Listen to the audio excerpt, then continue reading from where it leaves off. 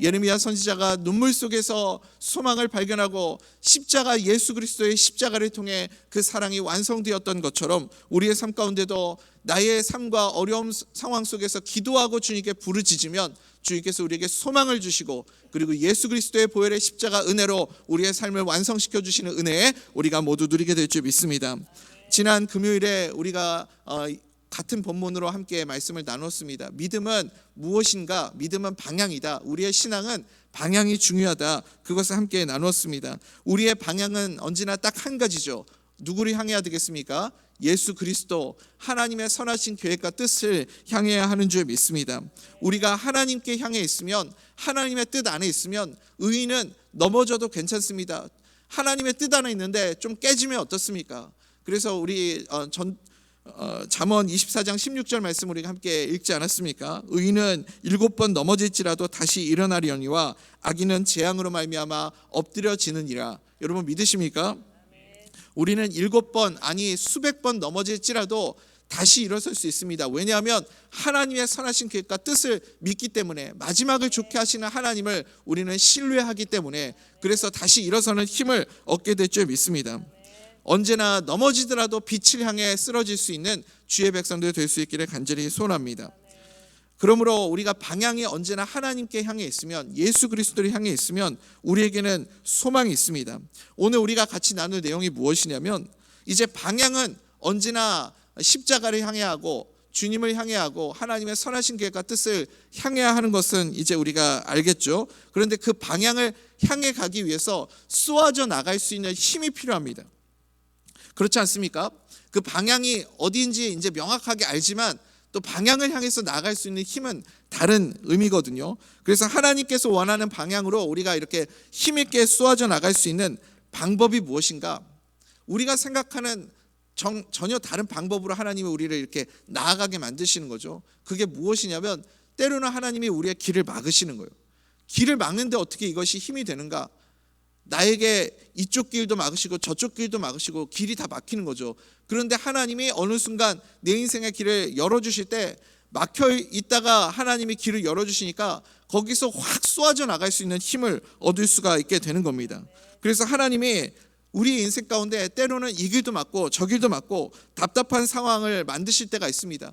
그러다가 갑자기 길을 딱 열어주시면 힘있게 확 쏘아져서 나갈 수 있게 되는 거죠. 그 방향이 하나님이 길을 열어주시는 방향이면 엄청나게 강력한 힘으로 쏘아져 나갈 수 있다는 것입니다. 우리 예레미야 애가 3장 3절 말씀 한번 읽어볼까요? 시작. 종일토록 들어 자주 나를 치시는도다. 아멘. 하나님이 길을 막으시는 겁니다. 우리의 인생의 길을 하나님이 어떻게 막으시는가? 오늘 말씀을 보니까 세 가지예요. 세 가지로 우리의 인생의 길을 막으실 때가 있습니다. 먼저는 건강을 통해서 내 인생의 길을 막으실 때가 있죠. 고통 가운데 거하게 하시고 내 건강을 치셔서 그렇게 내 인생의 길을 막으실 때가 있습니다. 또 한 가지는 내 진로의 길을 막으실 때가 있습니다.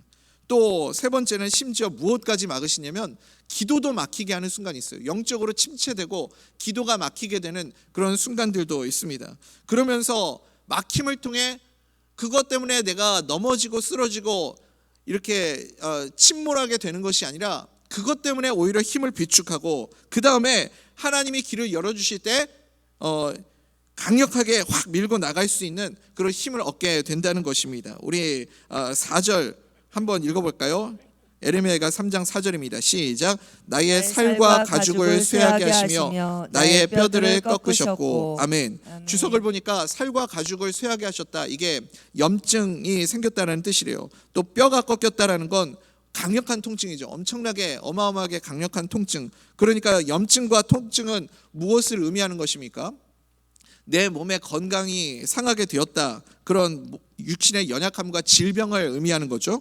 예레미야 애가 3장 5절 말씀을 보니까 고통과 수고를 쌓아 나를 애우셨으며 이렇게 말씀합니다.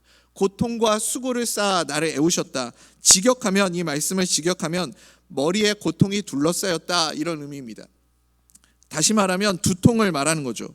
두통이 너무 심한 것을 묘사하는 그런 표현입니다. 그러니까 다 지금 내 몸에 생겨나는 육신의 고통과 질병과 연약함으로 하나님이 내 인생의 길에 막고 계시는 것을 보게 됩니다. 우리가 너무 힘들고 괴로우면 나도 모르게 내 입에서 그런 표현을 하면 안 되는데 아이고 죽겠다 이런 표현들을 하잖아요. 지금 예레미야 선지자도 그런 표현을 하고 있는 겁니다. 너무 고통스러우니까 내 입에서 나도 모르게 죽을 것 같다, 나는 이미 죽은 것 같다, 이런 탄식의 고백을 하고 있는 거죠. 6절 말씀 같이 한번 읽어볼까요? 시작. 나를 어둠 속에 살게 하시기를 죽은 지 오랜 자 같게 하셨도다. 아멘. 사랑하는 우리 대전면 속의 성도님들, 때로는 하나님이 우리에게 질병과 고통을 통해서 이렇게 우리의 인생의 길을 막으실 때가 있습니다. 그런데 그것을 통해서 오히려 하나님께 더 강력하게 쏘아져 나갈 수 있는 그런 힘이 생긴다는 것을 믿으십니까? 대표적인 사람이 누가복음 8장에 나오는 회당장 야이로가 되겠죠. 회당장이니까 이 유대교의 수장 정도 되는 사람 아닙니까? 이 사람이 예수님 앞에 나와서 요청을 하는 게 쉽지가 않습니다. 사람들의 시선이 있기 때문에. 유대교의 이렇게 리더급 되는 사람인데 예수님 앞에 다가올 수가 없죠. 그런데 어떻게, 언제, 무슨 일 때문에 이 회당장 야이로가 예수님 앞에 나오게 됩니까? 자기 딸이 죽을 병에 걸리게 되었거든요. 자기 딸이 죽게 되었는데 이제 뭐 더 이상 망설일 수가 없는 상황인 거죠. 그래서 그 딸을 살리겠다는 그 간절함 때문에 예수님 앞에 나와 은혜를 구하게 됩니다. 그때 그 예수님을 통해서 주님 앞에 엎드리는 마음을 또 얻고, 그래서 결국은 그것 때문에 어떤 일이 생깁니까? 회당장 야이로의 딸도 구원을 얻고 치료를 받게 되는 것뿐만 아니라 더 나아가서는 이제 이 회당장 야이로가 나중에 초대교회에서 아주 중요한 중추적인 역할을 감당하는 리더 중에 하나로 쓰임받는 그 모습을 우리가 보게 되지 않습니까? 그러니까 이 육신의 고통과 연약함이 막혀 있는데 그때 하나님이 길을 딱 열어주시는 순간 이 사람이 강력하게 힘을 얻고 하나님의 선하신 계획과 뜻을 향해 쏘아져 나가는 모습을 보게 됩니다. 또 사도 바울도 마찬가지죠. 사도 바울도 육체의 연약함, 육체의 가시, 그거 가지고 얼마나 기도했습니까? 그런데 하나님이 응답하지 않으시고 막죠. 나의 약함. 그런데 사도 바울이 나중에 뭐라고 고백하냐면 나의 약함이 오히려 그리스도의 강함이 된다.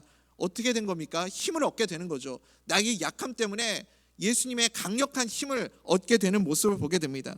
여러분, 사실은 막힘을 통해서 더 하나님의 선하신 뜻으로 우리가 더 강력하게 달려갈 수 있는 추진력을 얻게 되는 것을 보게 됩니다. 우리 또한 때로는 하나님이 육신의 연약함으로 우리를 막으실 때가 있습니다.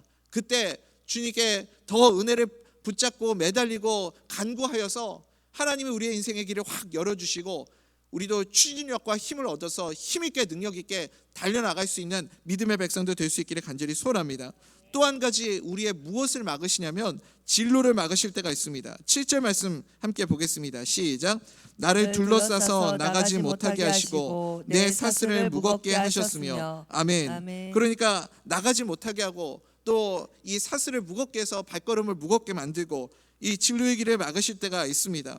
우리의 인생 가운데 이렇게 길들이 막힐 때가 있죠. 지금도 우리 사랑하는 성도님들 가운데 또 하나님이 길을 열어주시고 응답을 기다리고 있는 많은 분들 계십니다. 사업의 문을 열어주시고 또 취업의 문도 열리기를 기다리고 있는 우리 청년들, 그리고 진로의 문, 또 입학을 기다리고 있는 우리 수험생들, 또 시험을 준비하면서 합격을 기다리고 있는 많은 분들, 여러분, 그러니까 우리 인생의 길 가운데 이렇게 막혀 있는 순간들이 있습니다.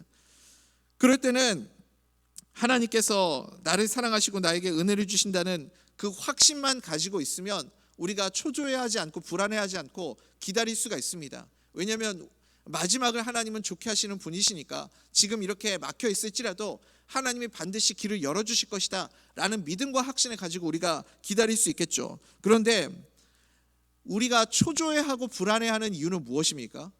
답답해하고 막막해하는 이유는 무엇입니까? 이게 내 뜻이라고 생각하기 때문에 그렇습니다.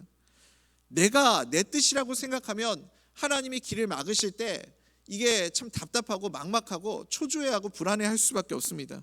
그런데 주님께 맡기면 오히려 그것이 지금 내가 기다림의 시간이고 막혀있는 시간이지만 오히려 하나님이 길을 열어주실 때 그것 때문에 더 강력하게 능력 있게 쓰임받을 수 있다는 것이죠. 사도행전 16장에 보면 바울이 하나님께 기도하는 내용이 나옵니다. 사도행전 16장에 하나님이 전도의 길을, 선교의 길을 다 막으시는 거예요. 사도 바울이 어디를 가기를 원했냐면 아시아 쪽을 향해서 가기를 원했습니다. 근데 하나님이 길을 막으셔요. 또 흑해 쪽으로 가려고 해도 하나님이 막으시고 계속해서 길이 막히는 겁니다. 사도 바울이 아시아 쪽으로 가려고 하는 이유는 무엇이냐면 그쪽에 이 인구 밀집도가 높은 도시들이 많이 있었거든요. 거기로 가야 전도도 더 효율이 높고 많은 사람들에게 복음을 전할 수 있다고 생각했기 때문에 그쪽으로 가려고 했습니다. 예전에 이 소아시아 지역이 아니라 유럽 쪽은 지금과는 좀 다르게 변방 지역이었습니다. 그렇게 번성하고 사람들이 잘 사는 그런 지역이 아니었습니다. 그런데 드로아에서 이 사도 바울이 환상을 보잖아요. 마게도냐 사람들이 와서 나를 도우라. 그 성령님의 역사로 그 환상을 보고 이제 사도 바울이 빌립보를 향해서 가게 됩니다. 빌립보에서 누구를 만납니까? 루디아를 만나지 않습니까? 루디아를 만나서 거기서 이렇게 사도 바울의 전도의 길이, 선교의 길이 거기서 확 열리게 되는 모습을 보게 됩니다. 우리 사도행전 16장 14절 말씀인데요. 우리 같이 한번 볼까요? 사도행전 16장 14절 말씀입니다. 네, 제가 읽어드릴게요. 두아디라시에 있는 자색옷감 장사로서 하나님을 섬기는 루디아라 하는 한 여자가 말을 듣고 있을 때 주께서 그 마음을 열어 바울의 말을 따르게 하신지라. 그러니까요, 이 사도 바울이 빌립보에 가서 특별히 이 두아디라 지역에 가서 전도를 하고 있는데 거기서 이 옷감 장사를 하고 있는 루디아라는 사람을 만납니다. 여러분, 그때 당시에 이 옷 장사를 하시는 분들은 한 곳에 이렇게 머물러 가지고 장사를 하는 게 아니라 옷감을 떼어다가 물건을 파는 그런 형식이었기 때문에 한 곳에 오래 머물러 있지 않습니다.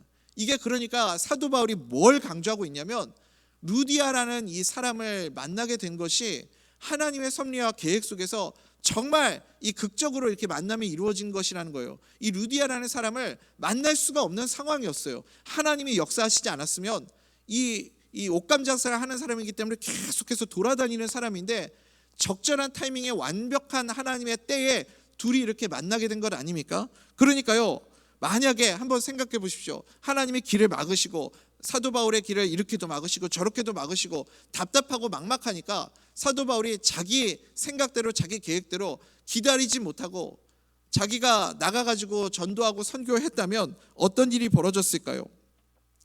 자기 생각과 자기 계획대로 움직였으면 거기에 가봤자 하나님이 예비하시고 준비하신 게 아무것도 없기 때문에 그냥 죽으라 고생만 하고 아무 열매도 없는 거죠. 그런데 하나님이 막으셨다가 길을 열어주실 때 순종하면서 갔더니 하나님의 완벽한 타이밍에 맞춰서 루디아도 만나게 하시고 그래서 빌립보 교회도 세워지게 하시고 그것 때문에 사도 바울이 선교하는데 빌립보 교회가 참 많은 역할을 하지 않습니까?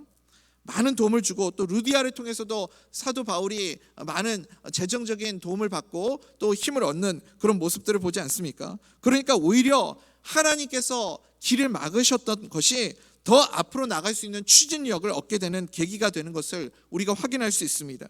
사도 바울만 하나님이 그렇게 그의 인생을 인도하셨습니까? 우리의 삶 가운데도 그럴 때가 참 많잖아요. 길이 막혀 있는데 이게 막혀 있는 것 때문에 오히려 나중에 돌이켜서 생각해 보면 그때 하나님이 길을 막으셨던 것이 은혜였구나. 지금 내가 더 주님을 신뢰하고 순종하고 믿음으로 달려나갈 수 있는 그런 이 추진력을 그것 때문에 내가 얻을 수 있었구나. 우리가 깨닫는 순간들이 얼마나 많이 있습니까? 얼마 전에도 어느 권사님을 통해서 연락을 받은 적이 있습니다. 따님이 이제 그 아이를 갖기를 소원해서 오랜 기간 동안 함께 기도하면서 준비했는데 하나님께서 드디어 딸 아이에게 생명을 주셨다고 그런 간증을 하시는 이야기를 들었습니다. 하나님께서 최적의 타이밍에 가장 완벽한 때에 하나님께서 그렇게 자녀를 선물로 주신 줄 믿습니다.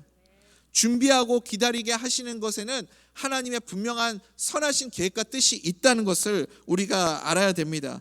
그래야 하나님이 나를 준비시키시고 이 가정을 예비하셔서 가장 적절하고 완벽한 때에 생명을 주셨구나. 그것 때문에 더 자녀를 믿음으로 사랑으로 신앙으로 그렇게 잘 양육하고 기를 수 있는 그런 준비가 될 수 있지 않겠습니까?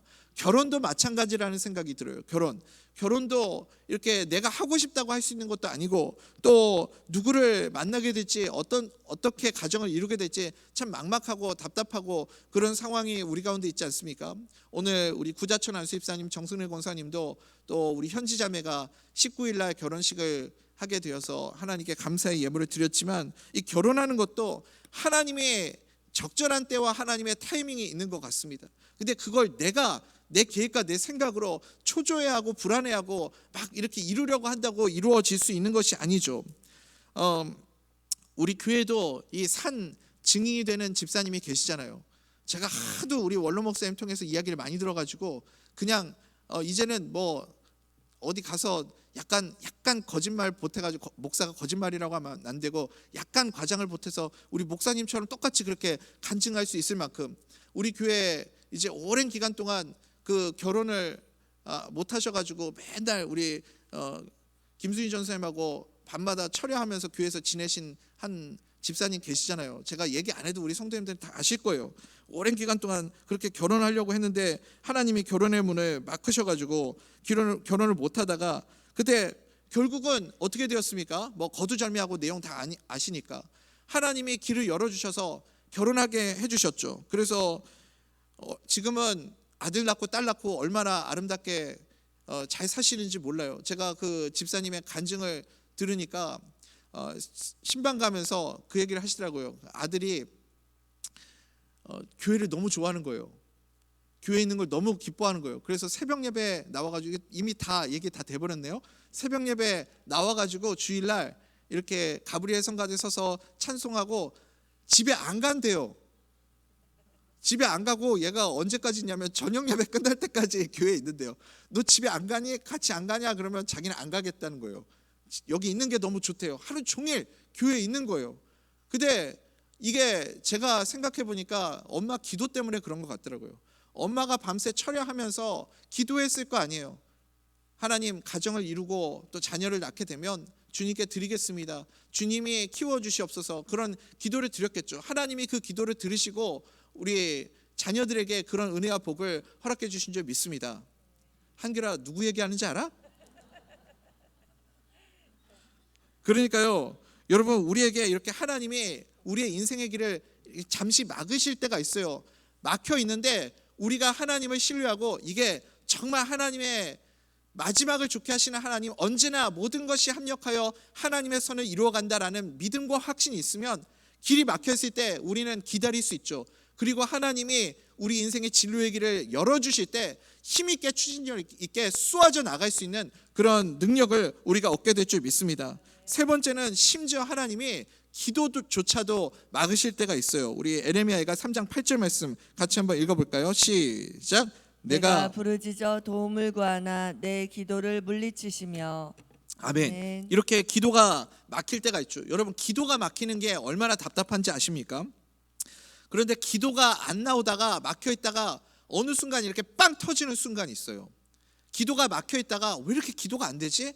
그런데 계속해서 기도가 안 된다고 포기하는 것이 아니라 거기서 계속해서 기도하고 또 구하고 기도가 터지기를 그렇게 사모하면 어느 순간 터져 나오는 순간이 우리 가운데 있게 되죠. 그때 그 기도의 능력을 우리가 체험하고 경험하게 됩니다. 마틴 로이드 존스 목사님이 쓰신 영적 침체라는 책이 있거든요. 우리 인생 가운데 영적 침체가 찾아올 때가 있습니다. 두 가지인데 한 가지는 무엇이냐면 기도가 막힐 때, 그리고 또 한 가지는 세상이 이렇게 크게 보이는 순간, 눈에 보이는 세상이 너무 크게 보일 때 영적 침체가 찾아온다, 그런 내용을 말하고 있습니다. 그 책 내용의 핵심이 무엇이냐면 영적 침체가 우리를 더 가라앉게 만들고 약화시키는 것이 아니라 오히려 그것 때문에 하나님께서 나를 성장하게 만드시고, 그래서 그것 때문에 우리가 더 커지게 되고 더 힘있고 능력있게 그렇게 주님 앞에 쏘아져 나갈 수 있게 만든다라는 겁니다. 여러분, 우리가 영적 침체하고 있는 가운데에도 하나님은 우리를 인도하시고 선한 길로 이끌어 가시는 것을 믿으십니까? 하나님은 언제나 우리를 이끌어 주십니다. 그러니까 그 영적 침체의 순간도 때로는 하나님이 허락하실 때가 있다는 거예요. 그렇게 만드실 때가 있죠. 막힘을 통해 오히려 더 주님께 은혜를 구하고 매달리고 간절한 마음이 생기고, 계속해서 답답하니까 기도하고 찬송하고 부르짖다가 그래서 어느 순간 확 기도가 터지면 어떻게 되죠, 여러분? 우리가 확 터지는 그 순간에 성령님이 역사하시는 것을 경험하면서 하나님의 선하신 계획과 뜻을 우리가 기도하면서 깨닫게 되는 순간들이 찾아올 때가 있습니다. 여러분, 베드로도 이 영적인 침체를 겪을 때가 있었죠. 밑바닥까지 떨어졌다가 다시 일어서는 순간이 있습니다. 그게 언제였죠? 예수님을 3번 부인하고 배신하고 그렇게 자기 스스로가 호언장담했다가 예수님을 배신하면서 인생의 밑바닥까지 떨어지는 그 순간들을 경험하였습니다. 요한복음 21장에 보면 예수님을 배신했던 베드로를 예수님이 다시 찾아오시는 사건이 기록되어 있습니다. 떡과 생선을 구워주시면서 이 베드로를 먹여주시죠. 이게 예수님의 방법이신 것 같아요. 일단은 여러분, 사람이 먹으면 마음이 열리거든요. 그리고 난 다음에 예수님이 뭐라고 물으십니까? 베드로에게 물으시는 게 뭐예요? 너 그때 왜 그랬냐? 너 그때 왜 나를 모른다 그러고 나를 저주했냐? 그런 질문을 안 하시잖아요. 예수님이 지금 이 순간 베드로가 할 수 있는 대답을 물으십니다. 뭐라고 물으세요? 너가 지금 나를 사랑하냐? 너 그때는 사랑했고 지금은 사랑하지 않냐? 이게 아니고 지금 이 시간에 너가 나를 사랑하느냐? 예수님이 그것을 물으시죠. 예수님이 베드로를 얼마나 사랑하시는지를 먼저 보여주셨잖아요. 그리고 난 다음에 너도 나를 사랑하니? 예수님이 그렇게 물으실 때 베드로가 뭐라고 대답합니까? 네, 주님, 제가 주님을 사랑하는 것을 주님이 아십니다. 그렇게 고백하지 않습니까? 사랑을 물으신다는 것은 무엇이냐면 다시 첫 번째 지난 금요일 날로 돌아가는 건데 우리의 인생의 방향, 믿음의 방향을 물어보시는 거예요. 너가 지금 나를 향해 있느냐? 네 마음이 지금 나를 향해 있느냐? 예수님께서 그것을 물으시고 네, 주님, 제가 주님을 사랑합니다. 고백할 때 그때 사명을 주시잖아요. 내 양을 먹이라. 그때 말씀하시지 않습니까? 그 순간에 베드로의 마음속에 지금까지 막혀있고 침체되어 있고 억눌려 있던 그 무언가가 확 열리면서 그 다음부터는 베드로가 능력 있게 힘 있게 쏘아져 나가서 그렇게 강력하게 하나님의 사도로 또 주의 종으로 쓰임받는 모습을 보지 않습니까? 막혔던 것들이 뻥 뚫리는 그런 순간들이 찾아오는 겁니다. 그게 무엇이냐면 침체와 막힘을 통해서 하나님께서 이렇게 길을 열어주실 때 더 강력한 힘을 얻게 되는 그런 모습을 우리가 확인할 수 있습니다. 우리도 그 길을 걸어갈 수 있는 거룩한 주의 백성들 다 되시기를 간절히 소원합니다. 이 막힘 때문에 인생의 막힘이 오히려 우리가 더 힘있게 하나님을 향해서 하나님의 선하신 계획과 뜻을 향해서 쏘아져 나갈 수 있는 그런 모습들을 우리가 확인할 수 있습니다. 이제 말씀 맺겠습니다. 사랑하는 우리 대전명석교 성도님들, 언제나 우리의 인생의 방향은 하나님의 선하신 계획과 뜻을 향해 갈 수 있게 되기를 간절히 소원합니다. 의인은 7번 넘어져도 다시 일어설 수 있는 이유는 우리가 하나님의 선하신 계획과 뜻을 향해 넘어지기 때문입니다. 빛을 향해 넘어지면, 그리고 하나님의 선하신 뜻을 향해 넘어지면 결국 그 넘어짐을 향해서도 하나님은 합력하여 선을 이루어가는 것을 믿기 때문에 우리가 다시 일어설 수 있습니다. 앞을 향해 쏘아져 나갈 수 있는 힘은 무엇이냐면 막힘을 통해서, 때로는 우리의 인생의 길 가운데 막으시는 것들이 있어요. 3가지죠. 건강을 막으실 때가 있고, 진로를 막으실 때가 있고, 때로는 영적인 침체를 통해서 우리를 막으실 때도 있습니다. 그렇지만 거기서도 우리가 내가 지금 하나님의 선하신 계획과 뜻 안에 있음을 믿으면 하나님이 어느 순간 우리의 인생의 길을, 막혔던 길을 열어주시는 것을 경험하게 될 줄 믿습니다. 그 순간에 우리는 힘있게 쏘아져 나갈 수 있는 겁니다. 베드로처럼, 사도 바울처럼, 또 회당장 야이로처럼 우리의 인생의 길 가운데 막혔던 순간 하나님이 길을 열어주심을 통해 우리 또한 우리의 믿음의 삶 가운데 힘있게 능력 있게 쏘아져 달려나갈 수 있는 복된 주의 백성들 다 될 수 있기를 간절히 소원합니다. 그렇게 힘을 얻어 능력 있게 살아가는 주의 백성들, 이번 한 주간도, 오늘 주일도 주님의 능력과 힘으로 승리하는 삶을 살아가는 주의 백성들 다 되시기를 간절히 소원합니다.